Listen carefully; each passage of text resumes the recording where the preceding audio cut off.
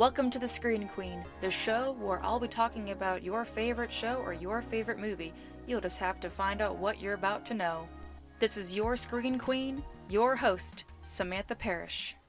Hello there, and welcome back to the show. We are currently, 4 episodes into the birthday series on The Screen Queen, and we have a film title that definitely upholds its namesake. It does really put the genius in Real Genius.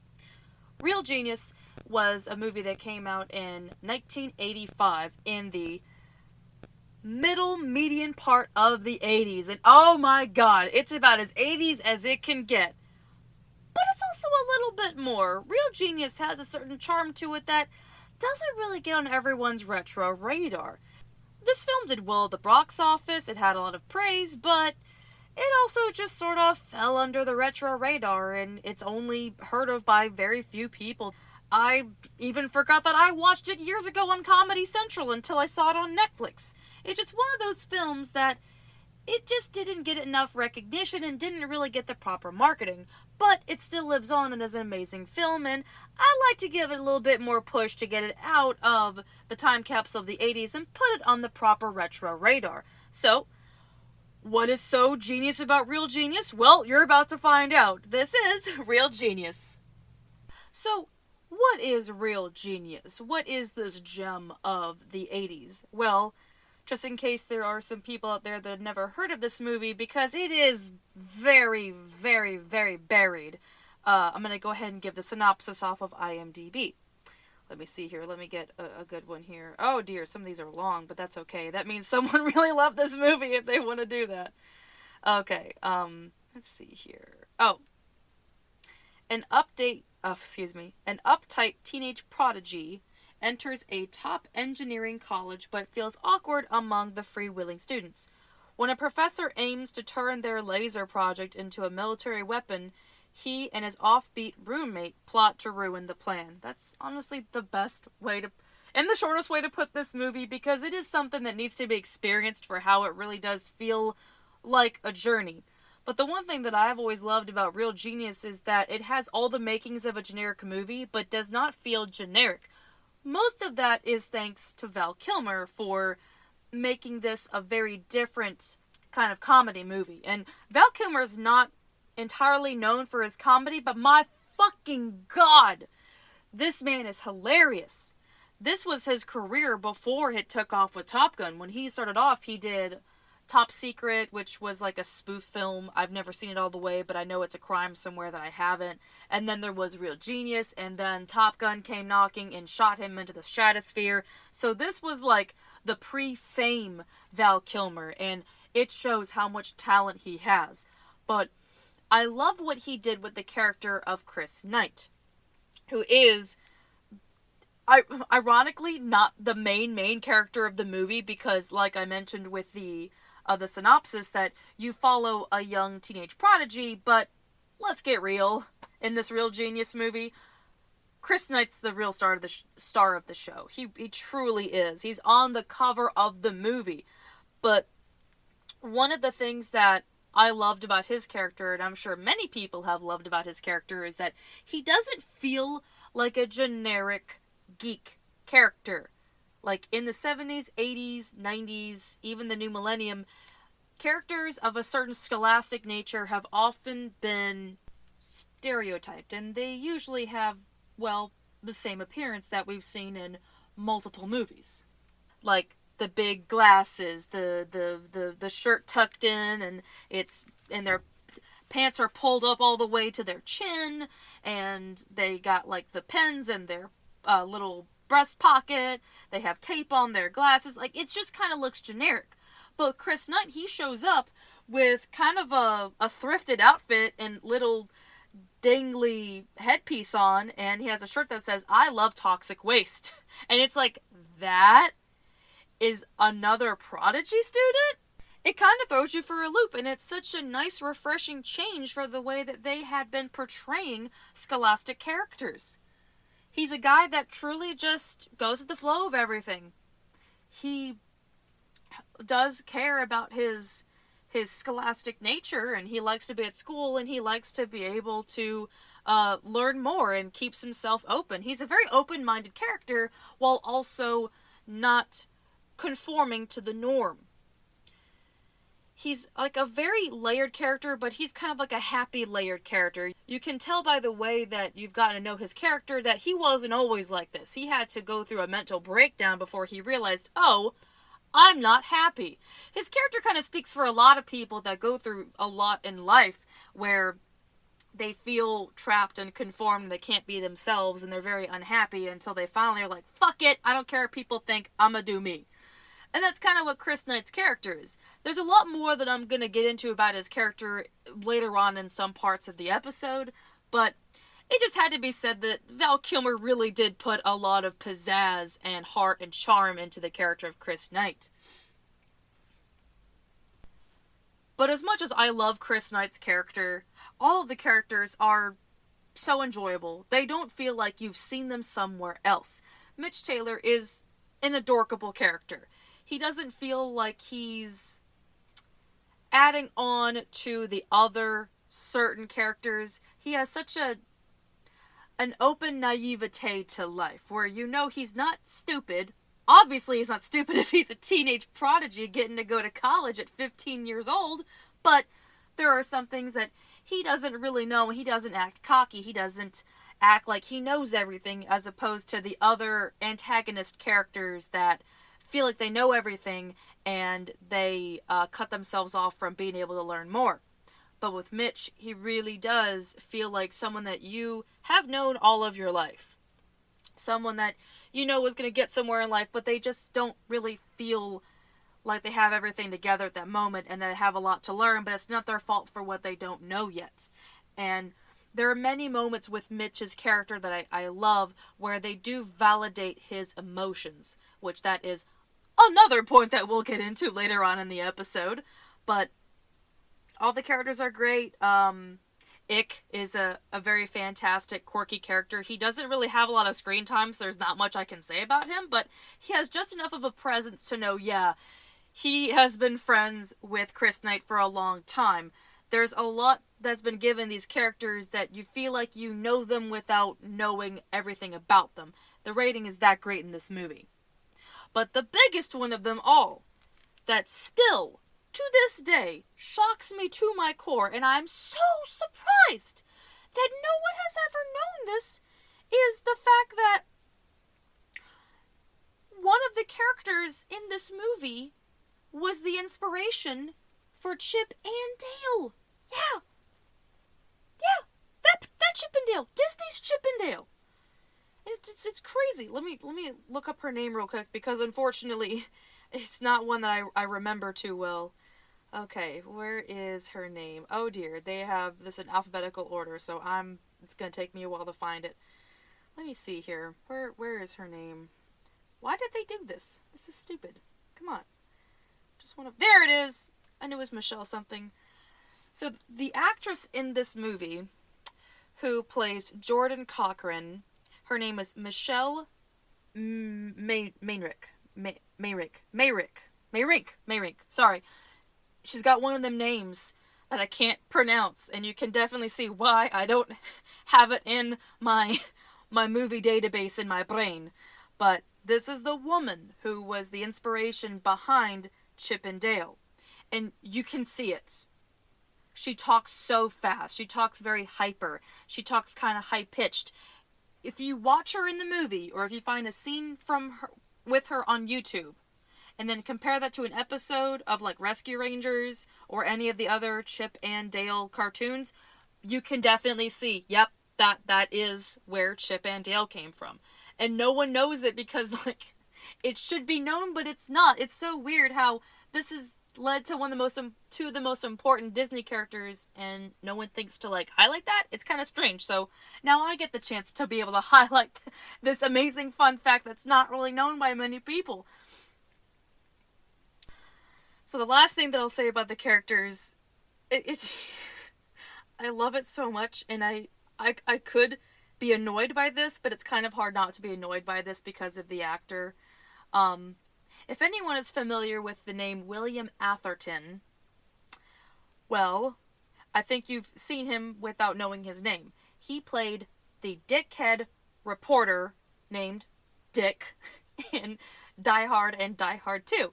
And then he also had some other parts to play as well, where he also played... Oh, Ghostbusters! That's what it is, Ghostbusters. He was the one that was infamously burned by Bill Murray in Ghostbusters. And then there's Real Genius that happened... Let's see here. Nope, this was after Ghostbusters, but still... This part of William Atherton's career playing, like, typecast villains, this is one of the roles that he has done as a villain that does not get enough credit. I love the fact that this doesn't feel like the villain from Die Hard. It doesn't feel like the villain from Ghostbusters, because William Atherton finds a way to be able to make the villain different than the other ones. This is more of a fun villain. He has a funny repertoire with Chris Knight where it doesn't really make them like antagonists and protagonists. It just makes them, well, a dean and a student. And it doesn't really feel like there's a conflicting good versus evil. It's just a selfish dude. It really comes down to the fact that the dean character that William Atherton plays in Real Genius is just a selfish, self-centered character. But it's also kind of enjoyable with the way that he's a selford. That was a nice combo of centered and selfish. That was pretty great. The way that he plays this character is something not really new, but at the same time it also feels like the way that everyone works around his character makes his character work with them very well. There's so much that makes his character so fun, and the way that he interacts with everybody, it just makes it wonderful to see how things are going to come up in the end. That it's like, okay, it's a villain that's not really going to do anything too terrible, but at the same time, it's going to be fun watching everything blow up in his face. But as much as this movie and its characters have so much charm and charisma and a lot of heart, that really does show for all the moments of the film, especially the humiliation scene. Now, when I watched this movie years ago, I instantly fell in love with it, and I wasn't expecting to fall in love with it, but there is a scene that happens in the movie where the character Mitch Taylor is humiliated.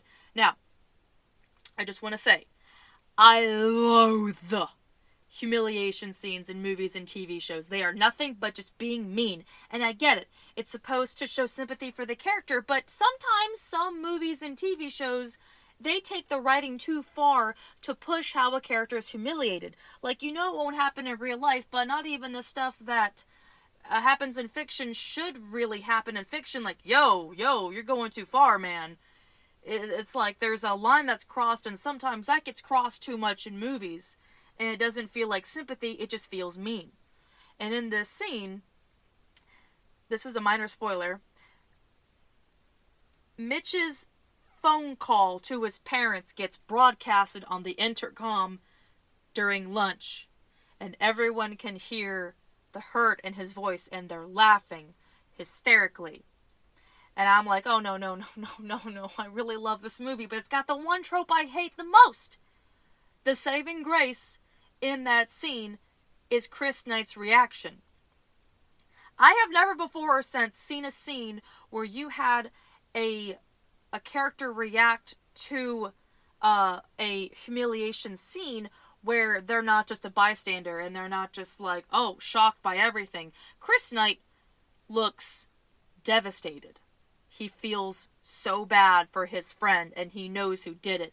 The way that he slumps on the table and puts his hand through his hair, where you kind of know he's going through the motions and just having every single thought and feeling run through him, knowing, wow, my new friend has been humiliated, and this shouldn't have happened to him. And it's wonderful with the way that Chris Knight is able to react to that situation, to talk to Mitch afterwards and basically validate his emotions. Chris Knight was definitely the character that was doing what people are now today, where we're addressing emotions and addressing feelings and not trying to undermine someone and not saying generic things like, oh, it'll be okay, oh, they'll grow up, oh, they'll go away, oh, it'll be fine. No, Chris Knight is just like, we're gonna get vengeance, it's gonna happen. Or as Chris did say in the movie, he said, first you gotta get back at him. It's a moral imperative. Like, having it being said as a moral imperative is now my new favorite phrase, and I want that on the back of my bumper for my car. If you are able to stream Real Genius, or if you are able to find this scene from the movie that I'm talking about, oh my gosh, please watch it. It feels like a giant echo from 1985 to where we are at today, with having someone that will have so much empathy and sympathy and feel terrible for someone else's situation without doing the generic things. It's a great scene. But there's also something else in this movie that is so great, but you can't get it no matter how hard you try, or no matter how hard you look, it's not there. And that's the music. Now, most of the soundtrack for Real Genius is available in the iTunes library, except for 3 songs. The first song is The Tough Do What by Tony OK, I'm Falling by the Comsat Angels, and You're the Only One by Paul Hyde and the Piolas. And believe me, I tried to find some of the songs. There's also another one, too, that's not available, and they no matter how hard I tried, I couldn't get it. It's called Number One. I forget who it's by, but I'm sure it'll dawn on me, or I can just use this thing called the phone and just look it up already. And I know I can probably find it. Here we go. Let's see. Oh, performed by... Who are you? Who are you performed by? Chaz Jankel. Who I'm like, okay, you made a great bop, but how come I can't find the song? It sucks. I mean, you could take a dart to any movie in the 80s, and you'll find a movie that has a great soundtrack. I mean, like, on top of my head, Dirty Dancing, Back to the Future, Batman. But no. The Real Genius has an unpurchasable soundtrack, and it sucks. Sucks beyond all reason. As someone who is a diehard fan of the music of the 80s, because that's what I grew up on, with my mom showing me all the songs from the 80s, it's kind of sad that these are like the ancient gems that are just as good as the other songs, and they're not available to purchase. And it's kind of a weird thing to keep that deprived, because the movie has now slowly developed like a cult following. So I'm kind of surprised that the artist wouldn't make their songs available, knowing that there's a second wave of resurgence coming for this movie, and people are probably going to be like frothing at the mouth to find this song. There's always been those movies that end up giving resurgence to songs. Like, that's what Almost Famous did with some of the songs, and of course Guardians of the Galaxy also gave new life to Mr. Blue Sky, which was great. And there's many other films that have been able to get to that other part of a creative outlet to kind of help some music out. I mean, with my book series I write and the music I mentioned, I would also hope that I could be able to give new life to the music I listen to that's not as popular as it should be. And these songs, if you get a chance to listen to them, my God, like, they really do feel like they should have been number 1 hits. I mean, shit, there's a song in there called Number One. Like, that kind of wrote itself to being a hit in a way. It was in the name. But maybe something will change in the years to come. This is as of 2018 from what I read, but now that it's 2023, it's going to be kind of a toss-up to know if that's going to change in the future, if that will be available. There have been some songs that have finally been given over to iTunes, and it's made for purchase, which is great. But we'll just see what happens for the future of the music for the movie, if it's going to be able to be given the proper praise and, well, the proper purchasing availability as well. Now, this next part, I wasn't planning on talking about it, because it's kind of a major spoiler to the movie, and I feel like I'd be giving away the magic for it. So, if you haven't seen this movie and you truly do not want to be spoiled, I'm going to put a timestamp after it. But if you have seen this movie, or you don't mind spoilers, well, here you go. The end of the movie is the most talked about among many scientists.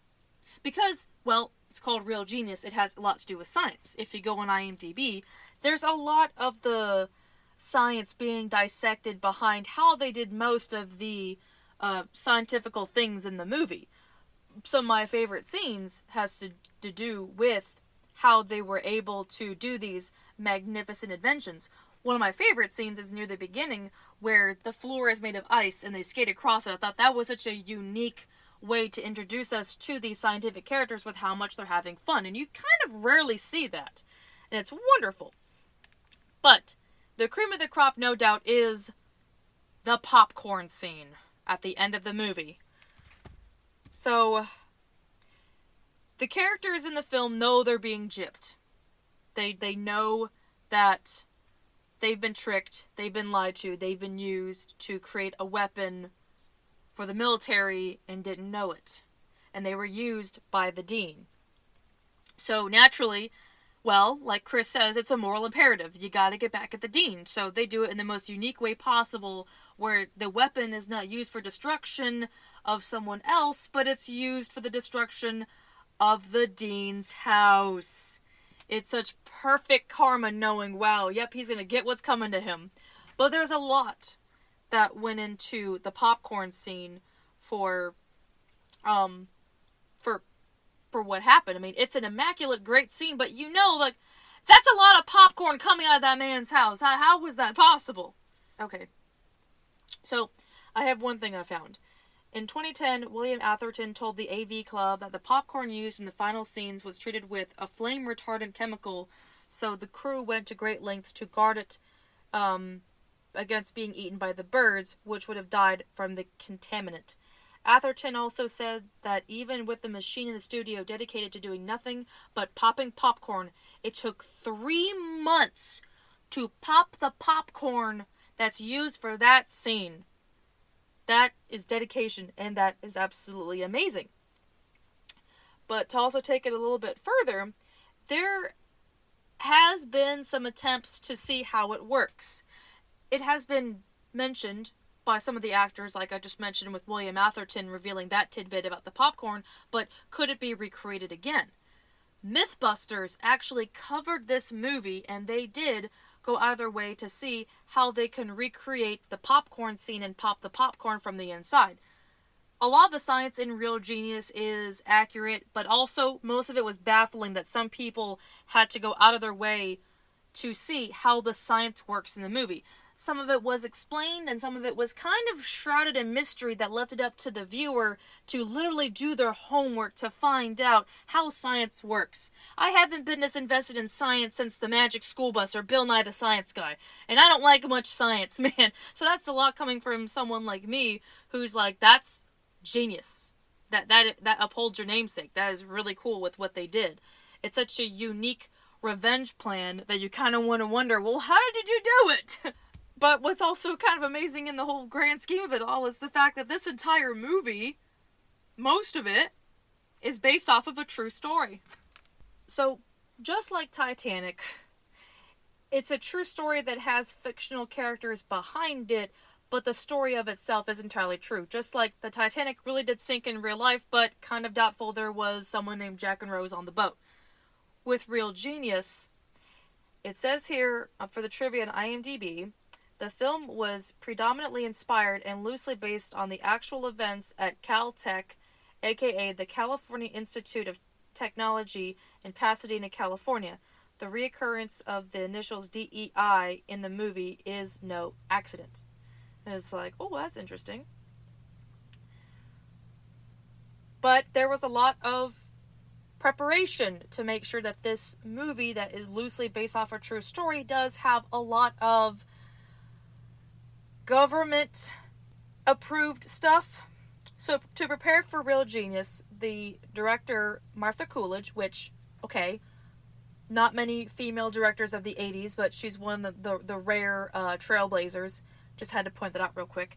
Anyway, so she spent months researching laser technology and the policies of the CIA and interviewed dozens of students at Caltech. Which that is absolutely amazing, knowing that with this true story, I really had to feel like the protocol was true. That the way that they did the science in this movie felt true, even if it wasn't explained. It could still give enough of an intrigue for someone else to do their homework and figure it out for themselves. I thank Mythbusters for that because I'm no good with science, thank goodness. So I want to end this episode with the speech. The most underrated, minimal speech. It didn't need any more, didn't need any less, but it still has a lasting impact. I know there are some out there that have seen the movie, that have taken that snippet from the movie, but there's something that Chris Knight said that really feels like it's something to give people hope that what they do will accomplish more than what they dreamed. That what they can do is to help others. That they have a gift with their intelligence, and as much as you can be slandered and being made fun of for being smart, it truly is going to help the world one day. There are a lot of intelligent people out there that have been bullied relentlessly, just like many of the characters in this movie, and many people found that comforting to know, okay, I'm not the only one. And with Chris not being a character that has been through so much ridicule and bullying that took him a while to get to a level where he didn't care, like I mentioned earlier in the episode. And he basically has to tell Mitch, like, please, take care of yourself. You're gonna have a breakdown. I've seen it before. Chris kinda helps Mitch learn to love life a little bit more. He doesn't want him to end up like the other scientists that work their way to a breakdown or end up giving up on their hopes and dreams because of the constant bullying. He really does feel like the perfect role model for Mitch. But he also tells Mitch to not give up. And he says this amazing thing that I'm going to share with you. Because I could do it justice by quoting stuff. I quote stuff all the time on this show, but it just needs to be heard. When you're smart, people need you. You can use your mind creatively. Wow. You see what I mean, where it didn't need to say a lot, but it was just enough to make the impact, which is true. When you're smart, people need you. No matter what it is that you do in life, whether you're a scientist, or you work in arts and entertainment, or you work with food, you're smart in your own way that you know so much about that criteria that it's going to help people out one day. I hope my books are going to help people out one day with the mental health messages I put in there. I'm sure Real Genius has helped other people in their life to know that their intelligence is going to mean something one day to help those less fortunate in the world that truly do need intelligent people to guide the way and figure things out in a better way and more creative way than something else. Something always pushes it further, that someone is going to figure out something a little bit better than the last time so we can keep moving forward. There are like many messages to take away from the movie, and that's like one of the messages that I found with the whole thing. But it's like rare that we get a film that could have been generic and cliched, but it didn't. It didn't take that route. It really had a lot of heart and soul to talk about those that are picked on relentlessly. It kind of spotlights those out there that are less fortunate, that are the key to the future. Why pick on the person that's going to be able to help someone one day? And it is a tough slice of life. There are many tough slices of life that are talked about in this film that don't feel that they are being silenced or they're being made fun of like they usually are. They handle the emotions and the societal situations in a very poetic and punctual way. But the comedy really does balance everything out. It sends everything on home. That you get to have a very powerful statement, but then you get to have Chris Knight make something funny afterwards. Or they do a prank, or they do an imaginative, scientific prank. There's so many ways that they've been able to really make you feel that you've been listened to, but then they also give you a really good thing to laugh about afterwards. It's a really good, feel-good movie. And it hurts me so much that not many people know about it. There's so much about this film that makes it so special, and it didn't take much for it to be on my favorite movie list of all time. Wow. Well, I think that is a good note to end the Real Genius episode on. I can't think of anything else to top that, to be honest. That's just perfect. Whew. I didn't expect to go so hard in this episode. I don't think I realized how much I loved the movie as much as I say I love the movie, so that was nice to kind of find more things to love about it, and I'm glad that I finally get to share that on the show. So thank you so much for being here. But before I officially close this episode with the lotto pick portion of the episode, I want to give my own homework. If anyone is familiar with my book series Inglorious Inc., I have intentionally put a reference to Real Genius in the book series. And if you can find it, you will get a special shout out, and you get to have anything promoted on one of the episodes for the Screen Queen. I just figured I'd throw that out there for like a fun little movie homework segment. But with how much I love this movie, I'm like, oh, I can finally do this. This will be so fun. So now it's time to figure out if someone can figure out where I put it. Well, with my birthday coming up on the 26th and April kind of, coming to an end, we have one more episode on the birthday series for the Screen Queen. So now is the time to find out what the next episode on the Screen Queen is going to be. We got some limited options here for the birthday series, so let's see what we're gonna find out here. Make it just, there we go. Got that mixed around really good. I got one. Okay, what are you? Tell me your secrets.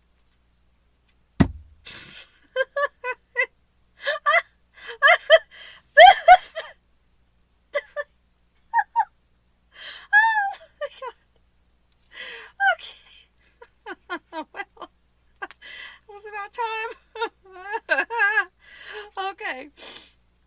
So, for the last episode of the birthday series on the Screen Queen is gonna be Die Hard. That is kind of a poetic way to go out. I ain't gonna lie. That's great. Alrighty.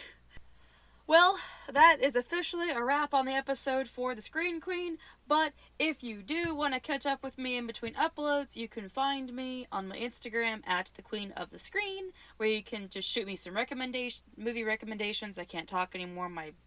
I just don't have the capability anymore.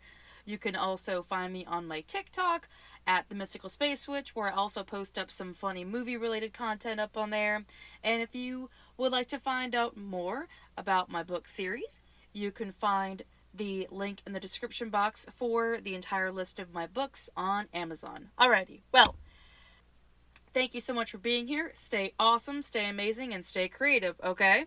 And I will be back with another episode. I need to log off. My mouth doesn't want to verbal anymore. Okay. You guys take care now. Bye-bye!